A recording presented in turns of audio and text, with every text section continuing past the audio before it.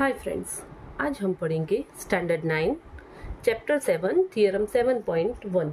अब हमारा थियरम 7.1 हमें क्या कहता है? Two triangles are congruent. Two triangles, ये दोनों ट्राइंगल्स कॉन्ग्रुएंट होंगे। कैसे? If two angles and the included side of one triangle are equal to two angles and the included side of other triangle. यानी कि टू इंक्लूडेड एंगल्स, ये जो angles है, ये एंगल और ये एंगल, ये एंगल और ये एंगल, और उसकी इंक्लूडेड साइड यानी उसकी रिलेटेड जो साइड है BC एंड EF, वो अगर इक्वल लेंथ का होगा तो ये ट्राइंगल कॉन्ग्रुएंट होगा। कॉन्ग्रुएंट यानी ये ट्राइंगल को हम इस पर बिठा देंगे तो ये दोनों ट्राइंगल इक्वल है, ऐसा ही लगेगा। तो अब इसे हमें प्रूफ करना है। ये थियरम थोड़ा लेंथी है लेकिन इजी ही है। अब हमें क्या लिखना है? जो लिखना है वो तो बुक में हमें दिया ही है, सिर्फ आप उसके लिए श्योर हो जाइए कि ये थियरम हमें क्या बताता है। तो in this triangle ABC and triangle DEF, angle B equals to angle E, ये दोनों एंगल्स इक्वल है। Angle C equals to angle F and BC equals to EF। अगर ये तीनों इक्वल है तो हमारा ये ट्राइंगल इस पर कंप्लीट फिट हो जाएगा। यानी कि ये बुक के पेजेस की तरह, ये बुक का एक पेज दूसरे पेज पर हम एडजस्ट करते हैं तो हमें पता भी नहीं चलता कि ये पेज उस पर है। इसी वजह से कुछ टाइम ये पेज हमसे स्किप हो जाते हैं, उसे हम कॉन्ग्रुएंट बोल सकते हैं।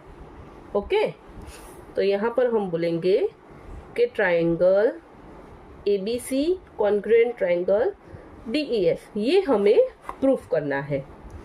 अब कुछ भी चीज होती है उसके 3 केसेस होते हैं, या तो दोनों इक्वल है, या तो एक बड़ा है और एक छोटा है। वही हमें यहाँ पर प्रूफ करना है कि AB इक्वल्स टू DE। उसके लिए हमारे पास 3 केसेस है, या तो AB एंड DE इक्वल है, या तो AB is greater than DE है, या तो AB is less than DE है। ये 3 केसेस हमें प्रूफ करना है। यहाँ पर हम इसे लेंगे केस 1। तो ये हमारा क्या कहता है? केस 1 में हमें कहते हैं कि AB इक्वल्स टू DE है, angle B equals to angle E है। ये हमें गिवन है, क्वेश्चन में ही हमें दे दिया है।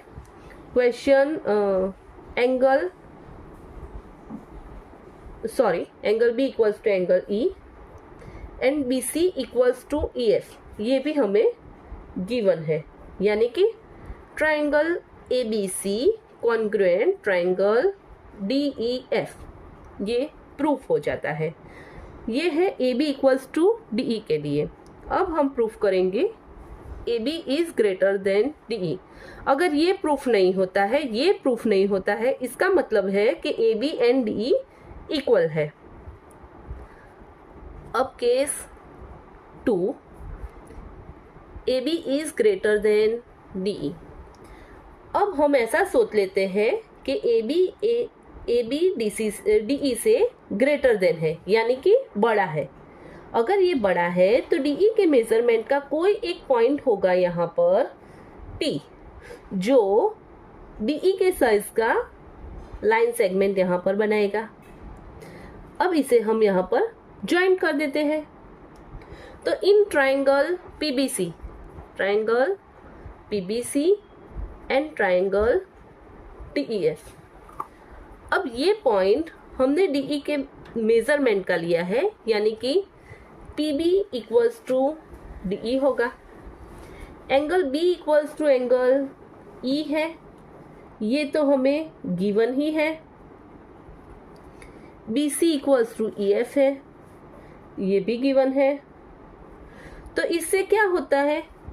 यहाँ होता है उसी तरह से triangle PBC congruent triangle DEF by SAS Axiom, right. अब अगर ये दोनों ट्राइंगल इक्वल होते हैं तो PCB एंड DFE, ये दोनों angle PCB equals to triangle angle DFE होगा, ओके। बट हमें क्या दिया है कि ACB इक्वल्स टू DFE है, ACB equals to angle DFE है, यानी कि ये तो पॉसिबल नहीं है। अगर ये पॉसिबल है तो angle PCB equals to angle ACB ही है, यानी कि BA इक्वल्स टू ED, यही है पॉसिबल। यानी कि triangle ABC congruent triangle DEF है, यानी कि ये केस प्रूफ नहीं हो रहा है। तो अब केस 3 में क्या करना है, AB is less than DE, we can choose a point M on DE। DE पर कोई पॉइंट हम M चूज करते हैं, जो इसका मेजरमेंट होता है AB जितना, उतना हम कोई पॉइंट लेते हैं और उसी का इस तरह से हम कंक्लूजन निकालेंगे, जैसे हमने केस 2 में किया। ये हमें लिखना, ये केस 3 है, उसे हमें लिख के बताना नहीं है, जो टेक्स्ट बुक में है वही लाइन हमें लिख देनी है। We can conclude that ABC, triangle ABC congruent triangle DEF. Thank you.